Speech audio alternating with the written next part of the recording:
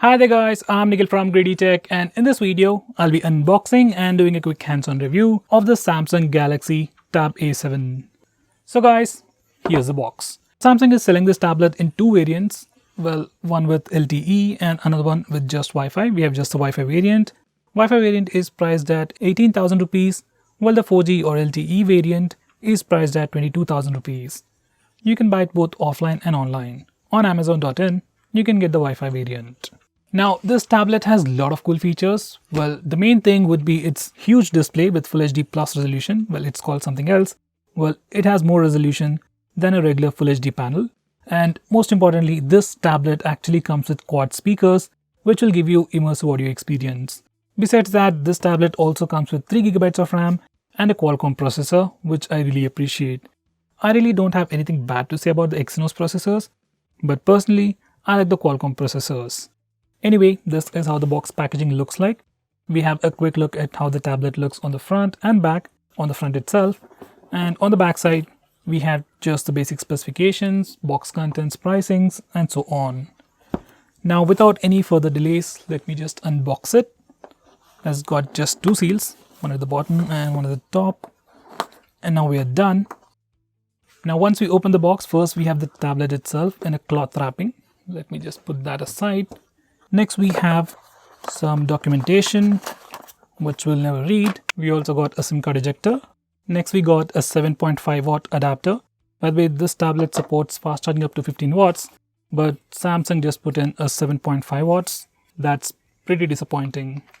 Finally, we also get a USB Type-C charging cable. So these are all the contents of the box.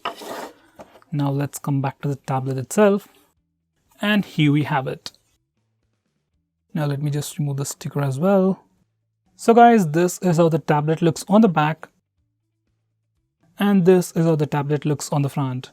Now let's have a physical overview. On the back, this tablet has a metal back panel, just like the previous Samsung Tab A, along with a plastic strip on the left side or the top side, depending upon how you're looking at it. At the top, we have the camera module, and at the center, we have the Samsung branding. On the front, we have a huge 10.4-inch display, protected by a flat glass. It's not Corning, it doesn't even have a 2.5D curved glass, just a flat glass like the previous phones. Now above the display we have the front facing camera, and below the display it's completely plain. As for the sides, they are plain as well.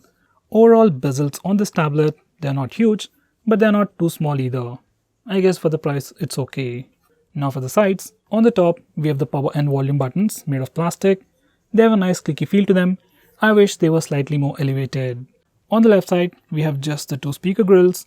On the right side, it has the audio jack followed by the speaker grill, USB Type-C charging port, primary microphone, and the fourth speaker. Finally, at the bottom, we have just the SIM card tray housing an SD card slot. If you get the LTE variant, you'll also get a SIM slot. By the way, this tablet supports SD card up to 1 TB, which is pretty huge and pretty pricey as well. Now with all that said, this tablet has a thickness of 7 mm and weighs 476 grams. That's almost half a kilogram. Initial impressions, tablet definitely feels sleeker, but it is also pretty heavy.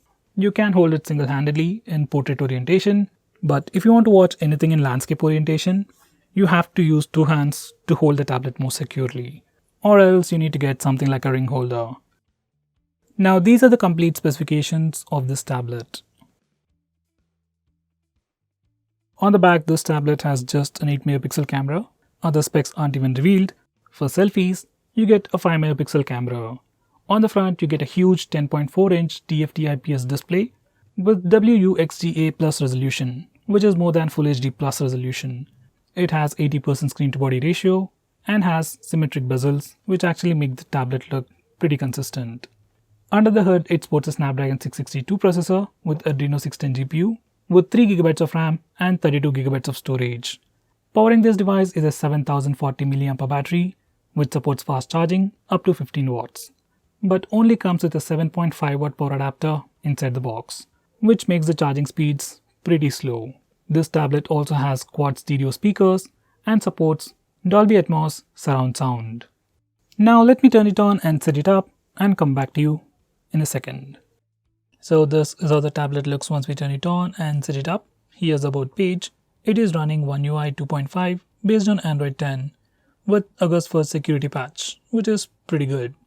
As for storage, out of that 32 gigabytes of space, we get about 19.7 gigabytes of space for our user apps and user data. And out of that 3 gigabytes of RAM, we get about 1.2 gigabytes of free RAM right out of the box.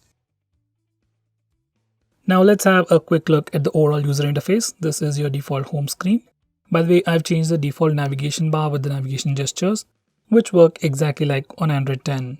So you can swipe from the bottom to go home, swipe and hold. For recent apps, these are all your recent applications. Back to the home screen. This is the general user interface. This is our home screen and these are the applications or shortcuts on our home screen. Now these are all the applications that come pre-installed. There isn't a lot of bloatware, but there are a few applications that can be removed. So this is the camera interface for the rear camera. We have the shutter button over here and you can do a swipe gesture on the shutter button to bring out the floating button and place it wherever it's convenient for you. And these are all the modes that we have. We have the live focus mode, that's portrait mode for the rear camera. On the right side, we have the regular video recording mode and we can record video at a maximum of 1080p resolution. And these are all the extra modes. We have a dedicated food mode, which simply makes colors look a bit more saturated, punched out. We have panorama, pro mode and hyperlapse. Now this is the interface for the front facing camera and initial impressions, front camera doesn't look that impressive. I'll show you sample shots later. Especially you might be looking forward for the video recording capabilities using the front camera. I'll show you the sample shot later as well. And these are the extra modes that are available for the front camera, which is pretty similar to the rear camera. By the way, we also have live focus mode for the front camera. That's basically portrait selfies. And you can change the amount of background blur effect you want using the slider over here. And by default, front camera sensor is cropped a bit. If you want to take a slightly wider selfie, use the toggle over here. Then we'll get a much wider selfie. Now these are some sample shots.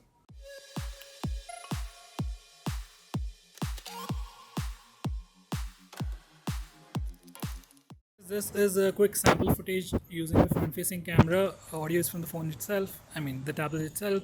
Just about the noise cancellation and the camera quality in good lighting conditions or outdoor conditions. I'll show you a sample shot in indoor lighting conditions later. So,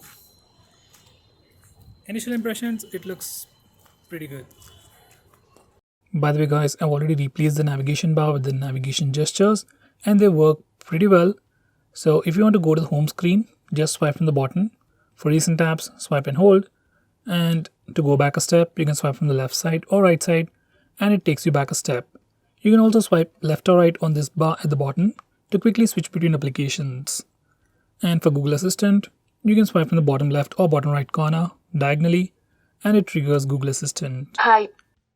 So those gestures work really well. The only problem is tablet is too big even for two hands. You need something like a mobile holder, ring holder or a good case, something like this, to hold on to the tablet and use it much more comfortably. Without a case, it's really hard to use this tablet. Now let's check out the speaker loudness. By the way, this tablet has quad speakers, 2 on the left side and 2 on the right side. And it also has Dolby Atmos surround sound and they do sound pretty great. Here's a quick audio sample.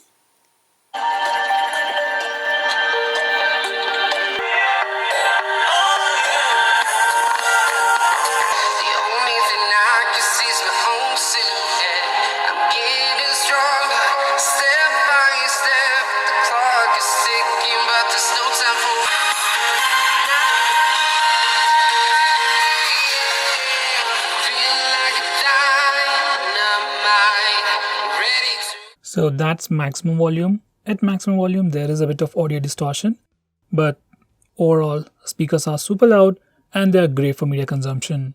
Because of the quad stereo speaker setup, we actually get a dedicated left and right channel, and while watching videos in the landscape mode, you get a much more immersive experience. Now this quad stereo speaker setup is something very unique for this tablet alone, and none of the other tablets, even under 20,000 or 30,000, come with a stereo speaker setup. So for media consumption, this tablet is definitely great. Now this tablet doesn't have any kind of fingerprint scanner, it just has face unlock feature. I've already set it up, so now let's test it. We are going to test it in good lighting conditions. By the way, this tablet also has double tap to wake feature. So just double tap, it sees your face and unlocks the phone. Face unlock feature is pretty fast and it's definitely usable. Let's try it in portrait orientation.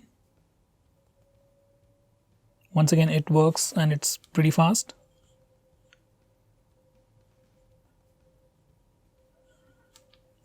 Okay, now I'm going to use the power button and it's much faster. Let's try it on the right side. Once again, face unlock is super fast. Now let's test it in low lighting conditions. And it works once again. It's slightly slower, but it's still usable. It failed now. Okay, it worked, but it took quite a bit of time. Now let's try it in portrait orientation. Once again, it works without any problem. Let's flip it again.